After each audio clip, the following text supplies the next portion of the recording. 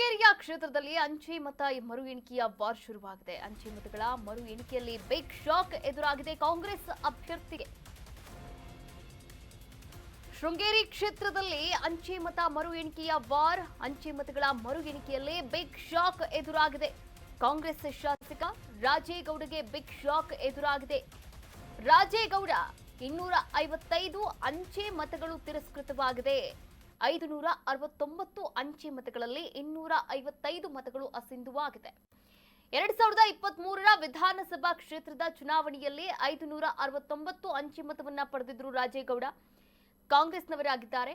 ಮರು ಎಣಿಕೆಯ ಬಳಿಕ ರಾಜೇಗೌಡಗೆ 314 ವೋಟ್ ಮಾತ್ರ ವ್ಯಾಲಿಡ್ ಅಂತ ಇವಾಗ ಗೊತ್ತಾಗಿರುವಂತದ್ದು. ಮಧ್ಯರಾತ್ರಿಯವರೆಗೂ ಕೂಡ ಮರು ಎಣಿಕೆ ಕಾರ್ಯ ನಡೆದಿತ್ತು.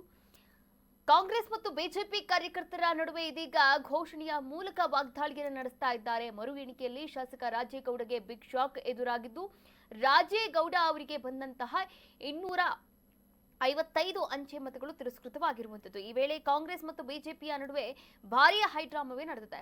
ನೋಡಿ, ಚಿಕ್ಕಮಗಳೂರು ಪೊಲೀಸ್ ಠಾಣೆಗೆ ದೂರನ್ನ ಕೂಡ ಸಲ್ಲಿಕೆ ಮಾಡಲಾಗಿದೆ. ಟ್ಯಾಂಪರಿಂಗ್ ಆಗಿದೆ ಅಂತ ಪೊಲೀಸ್ ಠಾಣೆಗೆ ದೂರನ್ನ ಕೂಡ ನೀಡಿದ್ದಾರೆ.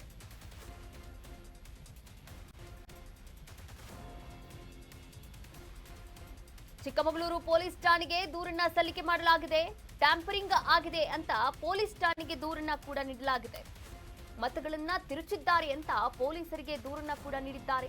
ಸುಧೀರ್ ಕುಮಾರ್ ಮುರೋಳಿ ಅನ್ನುವರು ದೂರನ್ನ ನೀಡಿದ್ದಾರೆ. ಟ್ರಂಕ್ ಒಡೆದು ಮತಗಳನ್ನ ತಿರುಚಿದ್ದಾರೆ ಅಂತ ದೂರನ್ನ ಕೂಡ ನೀಡಿದ್ದಾರೆ. ಬಿಜೆಪಿ ಪರಾಜಿ ಅಭ್ಯರ್ಥಿ ಡಿಎನ್ ಜೀವರಾಜ್, ಅಂದಿನ ಚುನಾವಣಾ ಅಧಿಕಾರಿ ವೇದಮೂರ್ತಿ ಅವರ ವಿರುದ್ಧ ಸುಧೀರ್ ಕುಮಾರ್ ಮುರೋಳಿ ಅನ್ನೋರು ಈಗಾಗಲೇ ದೂರನ್ನ ಕೂಡ ನೀಡಿದ್ದಾರೆ. ಮತಗಳನ್ನ ತಿರುಚಿದ್ದಾರೆ ಅಂತ.